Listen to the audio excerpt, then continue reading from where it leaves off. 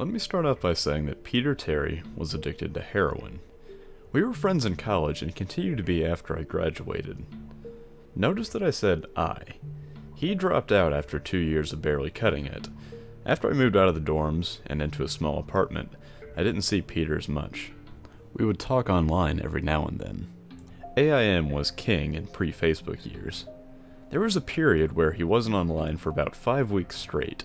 I wasn't worried. He was a pretty notorious flake and drug addict, so I assumed he just stopped caring. Then one night, I saw him log on. Before I could initiate a conversation, he sent me a message. "David, man, we needed to talk." That was when he told me about the NoEnd House. It got that name because no one had ever reached the final exit. The rules were pretty simple and cliché. Reach the final room of the building, and you win $500. There were 9 rooms in all. The house was located outside the city, roughly 4 miles from my house. Apparently Peter had tried and failed. He was a heroin and who knows what the fuck addict. So I figured the drugs got the best of him, and he wigged out at a paper ghost or something. He told me it would be too much for anybody. That it was unnatural. I didn't believe him. I told him I would check it out the next night, and no matter how hard he tried to convince me otherwise, $500 sounded too good to be true. I had to go. I set out the following night. When I arrived, I immediately noticed something strange about the building. Have you ever seen or read something that shouldn't be scary, but for some reason a chill crawls up your spine? I walked towards the building, and the feeling of uneasiness only intensified as I opened the front door. My heart slowed, and I let a relieved sigh as I entered. The room looked like a normal hotel lobby, decorated for Halloween. A sign was posted in place of a worker. It read, "Room 1, this way. 8 more follow. Reach the end and you win." I chuckled and made my way through the first door. The first area was almost laughable. The decor resembled the Halloween aisle of Kmart, complete with sheet ghosts and animatronic zombies that gave a static growl when you passed by. At the far end was an exit. It was the only door besides the one that I entered through. I brushed through the fake spiderwebs and headed for the second room. I was greeted by fog as I opened the door to room 2. The room definitely upped the ante in terms of technology. Not only was there a fog machine, but a bat hung from the ceiling and flew around in a circle. Scary. They seemed to have a Halloween soundtrack that one would find in a 99-cent store on a loop somewhere in the room. I didn't see a stereo, but I guess they might have had a PA system. I stepped over a few toy rats that wheeled around and walked with a puffed chest across the next area. I reached for the doorknob and my heart sank to my knees. I didn't want to open that door. A feeling of dread hit me so hard that I could barely even think. Logic overtook me after a few terrified moments, and I shook it off and entered the next room. Room 3 is when things began to change. On the surface, it looked like a normal room. There was a chair in the middle of the wood-paneled floor. A single lamp in the corner did a poor job of lighting the area, casting a few shadows across the floor and walls. That was the problem. Shadows. Plural. With the exception of the chairs, there were others. I had barely walked into the door, and I was already terrified. It was at that moment that I knew something wasn't right. I didn't even think as I automatically tried to open the door. I came through.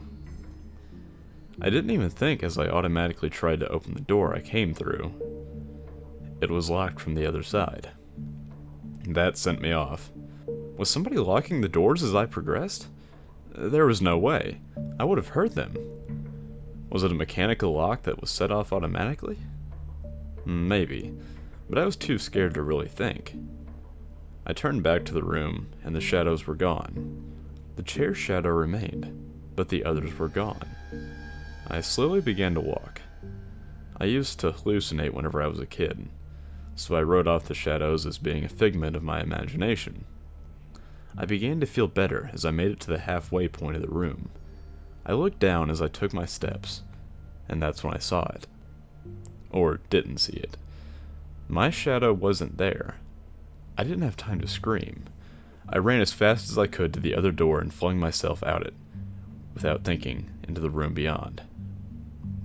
The fourth room was possibly the most disturbing. As I closed the door, all light seemed to be sucked out and put back into the previous room.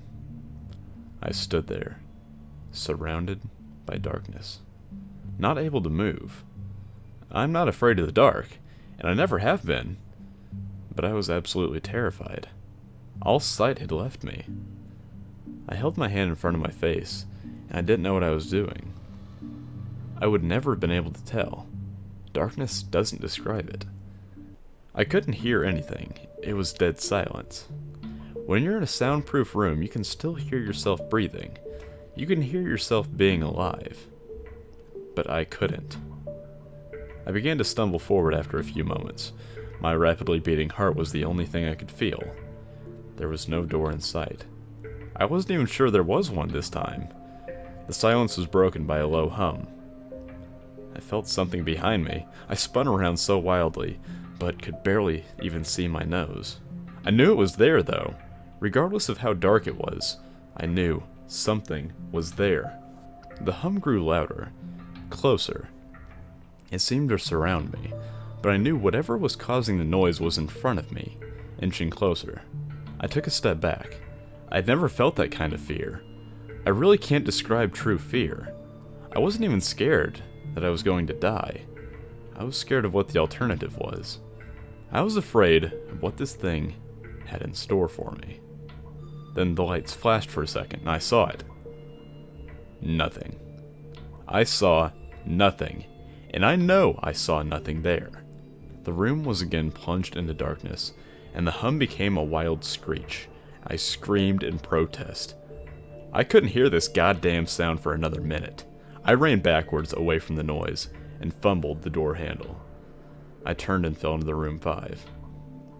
Before I describe room 5, you have to understand something. I am not a drug addict. I have no history of drug abuse, or any sort of psychosis short of the childhood hallucinations I mentioned earlier, and those were only when I was really tired or just waking up. I entered the NoEnd House with a clear head. After falling in from the previous room, my view of room 5 was from my back, looking up at the ceiling. What I saw didn't scare me, it simply surprised me. Trees had grown into the room and towered above my head.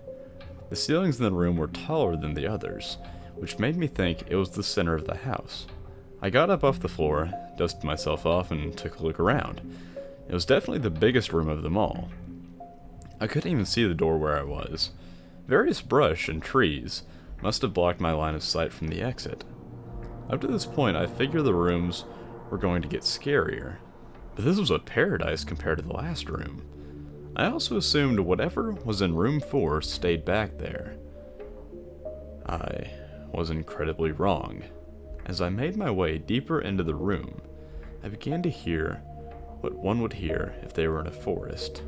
Chirping bugs and the occasional flap of birds seemed to be my only company in this room. That was the thing that bothered me the most. I heard the bugs and other animals, but I didn't see any of them. I began to wonder how big this house was. From the outside, when I first walked up to it, it looked like a regular house. It was definitely on the bigger side, but this was almost a full forest in there. The canopy covered my view of the ceiling, but I assumed it was still there, however high it was. I couldn't see any walls either. The only way I knew I was still inside was that the floor matched the other rooms, the standard dark wood paneling. I kept walking, hoping that the next tree I passed would reveal the door. After a few moments of walking, I felt a mosquito fly into my arm. I shook it off and kept going. A second later, I felt about 10 more land on my skin in different places. I felt them crawl up and down my arms and legs, and just a few made their way across my face. I flailed wildly to get them off, but they just kept crawling. I looked down and let out a muffled scream, more of a whimper to be honest. I didn't see a single bug. Not one bug was on me. I could feel them crawl. I heard them fly by my face and sting my skin, but I couldn't see a single one. I dropped to the ground and began to roll wildly. I was desperate. I hated bugs, especially the ones that I couldn't see or touch.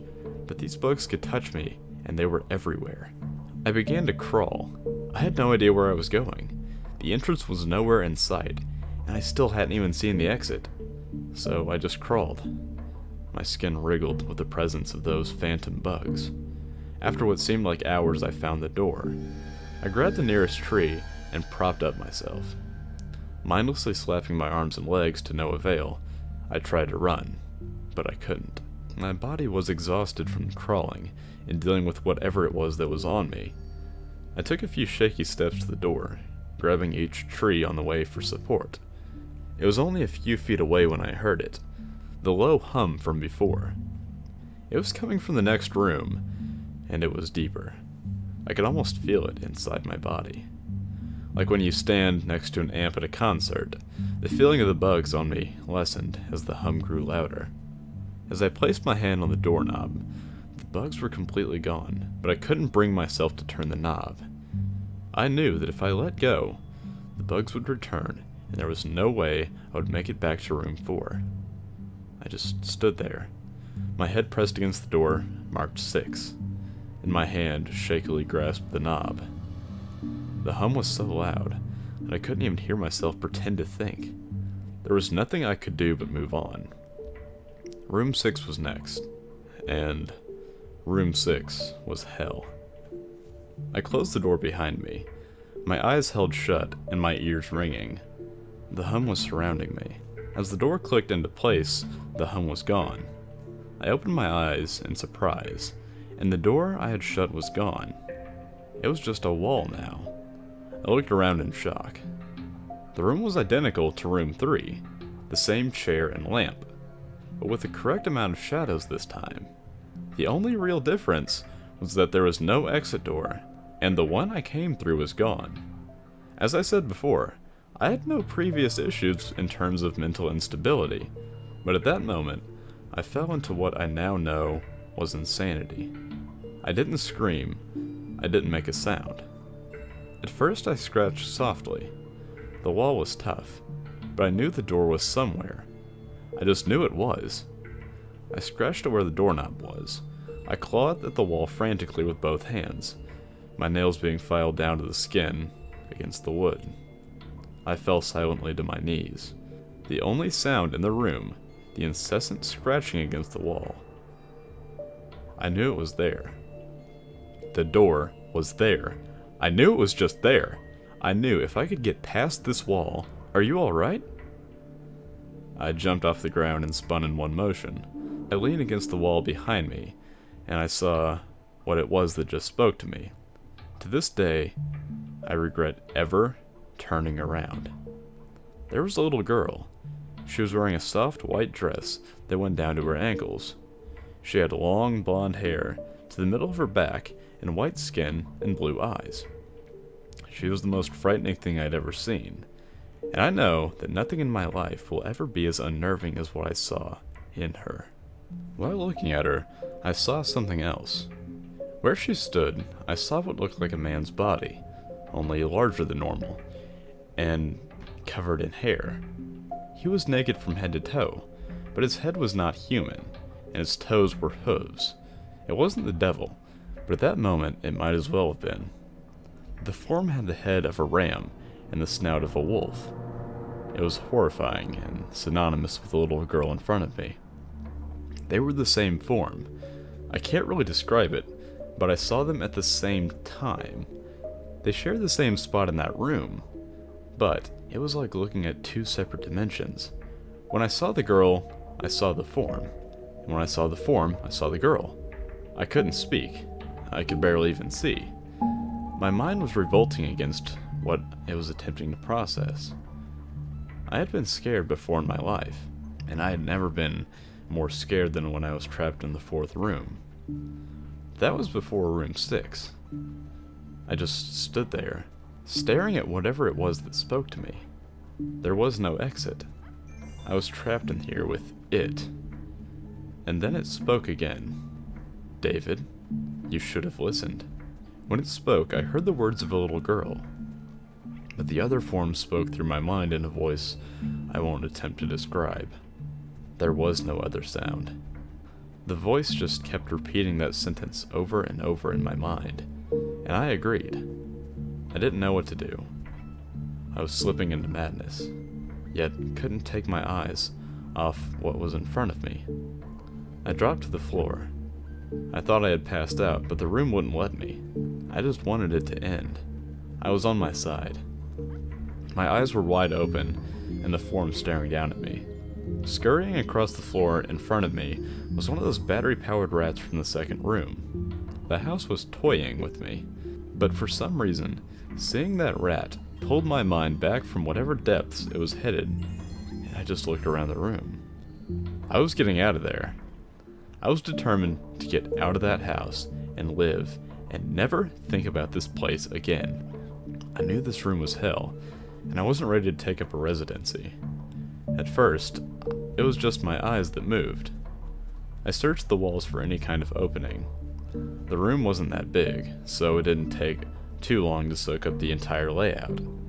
The demon still taunted me, the voice growing louder as the form stayed rooted where it stood. I placed my hand on the floor, lifting myself up on all fours, and turned to scan the wall behind me. Then I saw something I couldn't believe. The form was now at my back, whispering into my mind how I shouldn't have come. I felt its breath on the back of my neck, but I refused to turn around. A large rectangle was carved into the wood, with a small dent chipped away at the center of it. Right in front of my eyes, I saw the large 7 I had mindlessly etched into the wall. I knew what it was. Room 7 was just behind the wall, where Room 5 was, moments ago. I don't know how I had done it. Maybe it was just my state of mind at the time, but I had created the door? I knew I had. In my madness, I had scratched into the wall what I needed the most: an exit to the room. Room 7 was close. I knew the demon was right behind me, but for some reason, it couldn't touch me. I closed my eyes and placed both hands on the large 7 in front of me. I pushed. I pushed as hard as I could. The demon was now screaming in my ear. It told me that I was never leaving. It told me that this was the end, but I wasn't going to die. I was going to live there in Room 6 with it. I wasn't. I pushed and screamed at the top of my lungs. I knew I was going to push through that wall eventually. I clenched my eyes shut and screamed. The demon was gone. I was left in silence. I turned around slowly and was greeted by the room, as it was when I entered. Just a chair and a lamp. I couldn't believe it, but I didn't have time to well. I turned back to the 7 and jumped slightly. What I saw was a door. It wasn't the one that I had scratched, but a regular door with a 7 on it. My whole body was shaking. It took me a while to turn the knob. I just stood there for a while, staring at the door. I couldn't stay in Room 6. I couldn't. But if this was only Room 6, I couldn't imagine what 7 had in store for me. I must have stood there for an hour, just staring at the 7. Finally, with a deep breath, I twisted the knob and opened the door to Room 7. I stumbled through the door, mentally exhausted and physically weak. The door behind me closed, and I realized where I was. I was outside. Not outside like Room 5, but actually outside. My eyes stung. I wanted to cry. I fell to my knees and tried, but I couldn't. I was outside. I was finally out of that hell. I didn't even care about that prize that was promised. I turned and saw the door I just went through was the entrance. I walked to my car and drove home, thinking of how nice a shower sounded. As I pulled up to my house, I felt uneasy. The joy of leaving NoEnd House has faded, and dread was slowly building in my stomach. I shook it off as residual from the house, and made my way to the front door.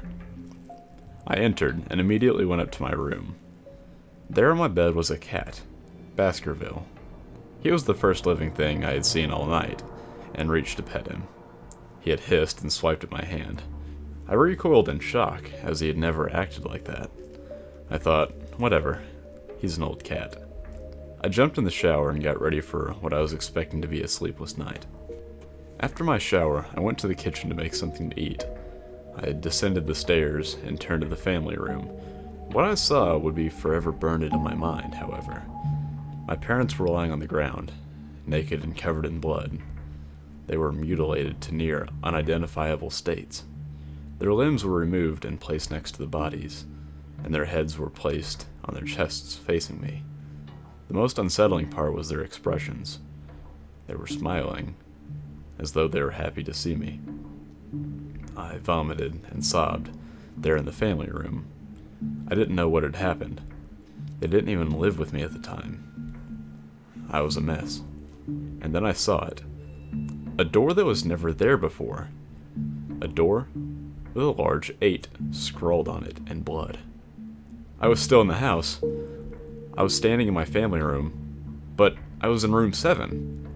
The faces of my parents smiled wider as I realized this. They weren't my parents. They couldn't be. But they looked exactly like them. The door marked 8 was across the room, behind the mutilated bodies in front of me. I knew I had to move on, but at that moment, I gave up. The smiling faces tore into my mind. They grounded me where I stood. I vomited again and nearly collapsed. When the hum returned, it was louder than ever, and it filled the house and shook the walls. The hum compelled me to walk. I began to walk slowly, making my way closer to the door and the bodies. I could barely stand, let alone walk. And the closer I got to my parents, the closer I came to suicide. The walls were now shaking so hard, it seemed as though they were going to crumble, but the faces smiled at me. As I inched closer, their eyes followed me. I was now between 2 bodies, a few feet away from the door. The dismembered hands clawed their way across the carpet towards me, all while the faces continued to stare. New terror washed over me, and I walked faster. I didn't want to hear them speak. I didn't want the voices to match those of my parents. They began to open their mouths, and their hands were inches from my feet. In a dash of desperation, I lunged towards the door. I threw it open and slammed it behind me. Room 8. I was done. After what I had just experienced, I was done. After what I had just experienced, I knew there wasn't anything else this fucking house could throw at me that I couldn't live through. There was nothing short of fires of hell that I wasn't ready for. Unfortunately, I underestimated the abilities of the NoEnd House. Unfortunately, things got more disturbing, more terrifying, and more unspeakable in room 8. I still have trouble believing what I saw in room 8. Again, the room was a carbon copy of rooms 3 and 6, but sitting in the usually empty chair was a man. After a few seconds of disbelief, my mind finally accepted the fact that the man sitting in the chair was me. Not somebody who looked like me. It was David Williams. I walked closer. I had to get a better look, even though I was sure it was me. He looked up at me, and I noticed tears in his eyes. Please, please don't do it. Please don't hurt me. What? I asked. Who are you? I'm not gonna hurt you. Yes, you are. He was sobbing now. You're gonna hurt me, and I don't want you to. He sat in the chair with his legs up and began rocking back and forth. It was actually pretty pathetic looking, especially since he was me, identical in every way. Listen, who are you? I was now only a few feet away from my doppelganger. It was the weirdest experience yet, standing there talking to myself. I wasn't scared, but I would be soon. Why are you? You're going to hurt me. You're going to hurt me. If you want me to leave, you're going to hurt me. Why are you saying this? Just calm down, alright? Let's try and figure this. And then I saw it. The David sitting down was wearing the same clothes as me, except for a small red patch on his shirt embroidered with the number 9. You're going to hurt me. You're going to hurt me. Don't, please. My eyes didn't leave that small number on his chest. I knew exactly what it was. The first few doors were plain and simple, but after a while they got a little bit more ambiguous. 7 was scratched into the wall, but by my own hands. 8 was marked in blood above the bodies of my parents. But 9, this number was on a person. A living person. But worse still, it was a person that looked exactly like me. David? I had to ask. Yes, you're going to hurt me. You're going to hurt me. He began to sob and rock back and forth. He answered to David. He was me. Right down to the voice. But that 9. I had paced around for a few minutes while he sobbed in his chair. The room had no door, and similarly to room 6, the door I came through was gone. For some reason, I assumed that the scratching would get me nowhere this time. I studied the walls and floor around the chair, sticking my head underneath and seeing if anything was below. Unfortunately, there was. Below the chair was a knife. Attached to that tag read, "To David, from management." The feeling in my stomach as I read that tag was something sinister. I wanted to throw up, and the last thing I wanted to do was remove that knife from under the chair. The other David was still sobbing uncontrollably. My mind was spinning into an attic of unanswerable questions. Who put this here, and how did they get my name? Not to mention the fact that as I knelt on the cold floor, I also sat in that chair, sobbing in protest of being hurt by myself. It was all too much to process. The house and the management had been playing with me this whole time. My thoughts for some reason turned to Peter, and whether or not he got this far.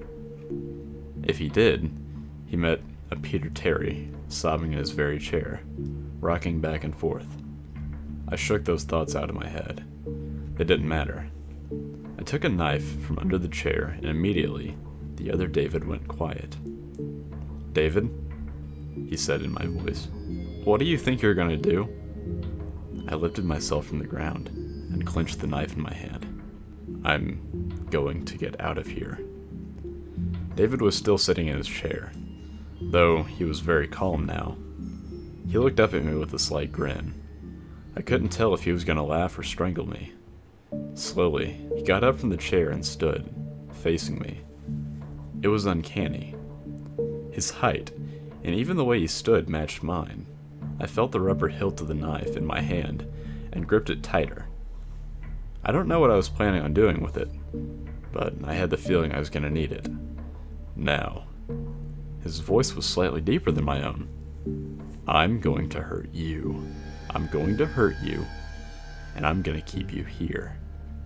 I didn't respond. I just lunged and tackled him to the ground. I had mounted him and looked down, knife poised and ready.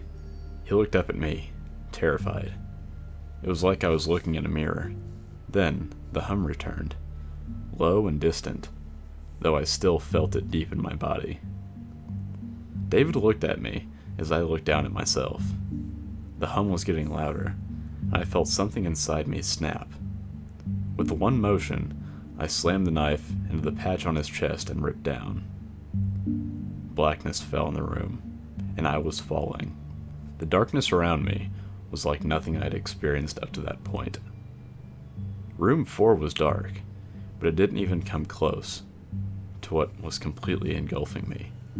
I wasn't even sure if I was falling after a little while. I felt weightless, covered in dark. Then a deep sadness came over me. I felt lost, depressed, suicidal. The sight of my parents entered my mind. I knew it wasn't real, but I had seen it, and the mind has trouble differentiating between what is real and what isn't. The sadness only deepened. I was in room 9 for what seemed like days. The final room. And that's exactly what it was. The end. The NoEnd House has an end, and I had reached it. After a moment, I gave up. I knew I would be in that in-between state forever, accompanied by nothing but darkness. Not even the hum was there to keep me sane. I had lost all senses. I couldn't feel myself. I couldn't hear anything. Sight was completely useless here. I had searched for a taste in my mouth, and found nothing. I felt disembodied and completely lost. I knew where I was. This was hell. Room 9 was hell. Then it happened. A light. One of those stereotypical lights at the end of the tunnel. I felt ground come up from below me as I was standing. After a moment or two of gathering my thoughts and senses, I slowly walked towards that light. As I approached the light, it took form. It was a vertical slit down the side of the unmarked door. I slowly walked through the door and found myself back where I started, the lobby of NoEnd House. It was exactly how I left it. Still empty, still decorated with childish Halloween decorations. After everything that had happened that night, I was still wary of where I was. After a few moments of normalcy, I looked around the place, trying to find anything different. On the desk was a plain white envelope with my name handwritten on it. Immensely curious, still yet cautious, I mustered up the courage to take the envelope. Inside was a letter. Again, handwritten. David Williams, congratulations! You've made it to the end of NoEnd House. Please accept this prize as a token of great achievement. Yours forever. Management. With the letter, there were 5 $100 bills. I couldn't stop laughing. I laughed for what seemed like hours. I laughed as I walked out to my car, and laughed as I drove home. I laughed as I pulled into my driveway. I laughed as I opened my front door to my house, and laughed as I saw the small 10 etched into the wood.